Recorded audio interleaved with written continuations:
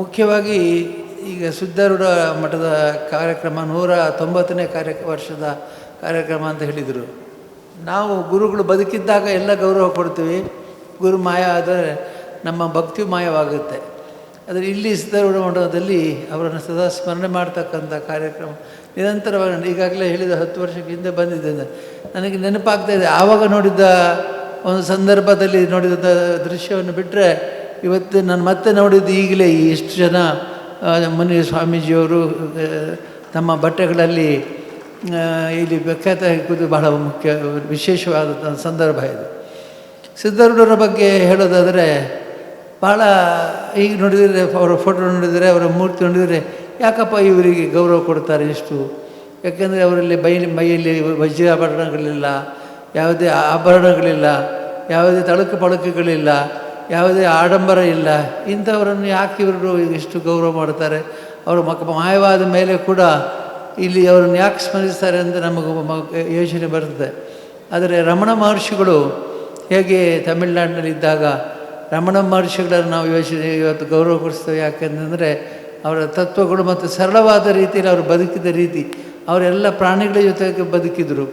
ಮನುಷ್ಯರು ಮಾತ್ರ ಅಲ್ಲ, ಅಲ್ಲಿ ಕಾಡಿನಲ್ಲಿದ್ದಂಥ ಪ್ರಾಣಿಗಳ ಜೊತೆ ಕೂಡ ಅವರು ಬದುಕಿದರು. ಹಾಗಾಗಿ ಅವರನ್ನು ಗೌರವಿಸೋದು ಯಾಕೆ ಅಂತಂದರೆ ಅವರ ಸರಳತೆ, ಭಕ್ತರೊಂದಿಗೆ ಅವರು ಬೆರೆಯುವಂಥ ರೀತಿ ಮತ್ತು ಸನ್ಮಾರ್ಗದ ಬೆಳಕನ್ನು ತೋರಿಸಿದಂಥ ರೀತಿ, ಈ ಮೂರಕ್ಕೆ ನಾವು ಗೌರವ ಕೊಟ್ಟು ಅವರನ್ನು ಆರಾಧಿಸ್ತೇವೆ, ಪೂಜಿಸ್ತೇವೆ ಮತ್ತು ಅವರ ಹೃದಯದಲ್ಲಿ ಇಟ್ಟು ಗೌರವಿಸ್ತೇವೆ. ಹಾಗಾಗಿ ನನಗೆ ಬಹಳ ಸಂತೋಷ ಅಂತಂದು ಈ ಭಾಗದ ಇಂಥ ಒಂದು ಸಂಸ್ಕಾರ ಇದೆ. ನಮ್ಮಲ್ಲಿ ಇಂಥ ಸಂಸ್ಕಾರ ಇಲ್ಲ. ನಮ್ಮಲ್ಲಿ ಏನಿದ್ರೂ ಕೂಡ ಆಡಂಬರ ಬೇಕು. ಆಡಂಬರ ಇಲ್ಲದೆ ನಾವು ಗುರುಗಳನ್ನು ಕೂಡ ಗೌರವಿಸೋದಿಲ್ಲ. ಅವರು ಬರುವಾಗ ಒಂದು ಸ್ವಲ್ಪ ಜರ್ದಾರಿ ಬಟ್ಟೆ, ಒಳ್ಳೆಯ ಆಭರಣ ಹಾಕಿದ್ರೆ ಅದನ್ನೇ ನೋಡ್ತಾ ಕೂತ್ಕೋತಾರೆ ಪೆರ್ಚಾಗಿ. ಅದು ಇಲ್ಲಿ ಈ ರೀತಿಯ ಸರಳತೆಯಿಂದ ಮುಗ್ಧ ಭಕ್ತರು ಕೂತು ಕೇಳ್ತಾ ಇದ್ದರೆ ನನಗೆ ತುಂಬ ಸಂತೋಷ ಆಯಿತು. ಈ ದೃಶ್ಯವನ್ನು ನೋಡುವ ನನಗೆ ನನಗೇನಂತಂದರೆ, ಭಕ್ತರ ಸಮಸ್ಯೆಗಳಿಗೆ ಸ್ಪಂದಿಸ್ತಕ್ಕಂಥ ಗುರುಗಳು ಬೇಕು.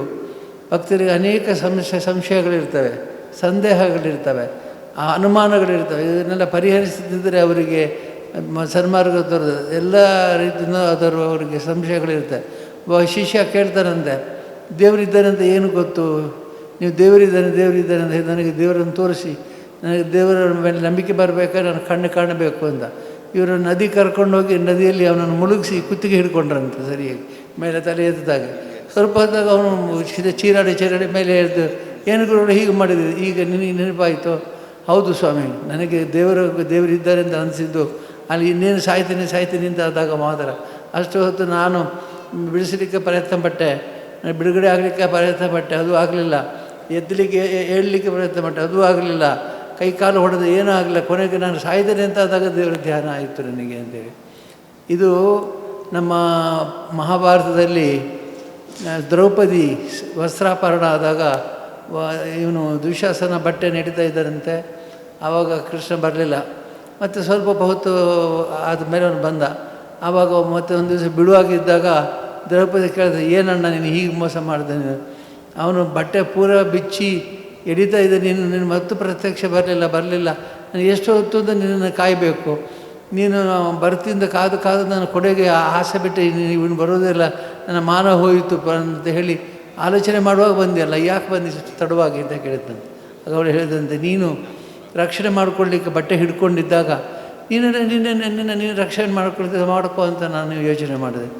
ಆಮೇಲೆ ಅವನು ಭಾಳ ಎಳಿತಾ ಹೋದಾಗ ನೀನು ಮತ್ತು ಅದನ್ನು ಹಿಡಿದು ಜಗ್ತಾ ಇದ್ದಿ. ಆಗಲೂ ನಾನು ನೆನೆಸಿದೆ, ಇವನಿಗೆ ನೀನು ಆ ಶಕ್ತಿ ಇದೆ, ಇವರನ್ನು ತಾನು ರಕ್ಷಿಸ್ಕೊಳ್ತಾರೆ ಅಂತ ಇವಳಿಗೆ ಭಾವನೆ ಇದೆ. ಹಾಗಾಗಿ ಅವಳು ರಕ್ಷಿಸಿಕೊಳ್ಳುವ ಸಮಯ ರಕ್ಷಿಸಿಕೊಳ್ಳಲಿ ಅಂತ ಅವನಿಗೆ ಆಗೋದಿಲ್ಲ ಅಂತ ಕೃಷ್ಣ ಅಂದರೆ ನನಗೆ 2 ಕೈ ಬಿಟ್ಟಾಗ ನಾನು ಅಲ್ಲಿ ಬಂದೆ ಅಂತ ಹೇಳಿದ್ದಂತೆ. ಹಾಗೆ ನಾವು ಕೂಡ ಗುರುಗಳಲ್ಲಿ ಇವರಲ್ಲೆಲ್ಲ ಈ ಸಂಶಯಗಳನ್ನು ಹೇಳಬೇಕು. ಗುರುಗಳೇ ನಮಗೆ ಮಾರ್ಗದರ್ಶನ ತೋರಿಸಿ, ನಮಗೆ ದಿವ್ಯ ದರ್ಶನ ಮಾಡಿ ಅಂತ. ಯಾವಾಗ ನಾವು ನಮ್ಮ ಅಹಂಕಾರದಿಂದ ನಮಗೆಲ್ಲ ಗೊತ್ತಿದೆ, ನಾವು ದೇವರನ್ನ ಪೂಜೆ ಮಾಡ್ತೀವಿ, ಹೀಗೆ ಮಾಡ್ತೀವಿ ಅಂತ ಅನ್ನಿಸ್ತದೆ, ಅಂಥವರಿಗೆ ಮೋಕ್ಷ ಸಿಗೋದಿಲ್ಲ, ಅಂಥವರಿಗೆ ಜ್ಞಾನದ ದೀಪಿಗೆ ಕೂಡ ಸಿಗೋದಿಲ್ಲ ಅಂತ ಹೇಳಿದಂತೆ.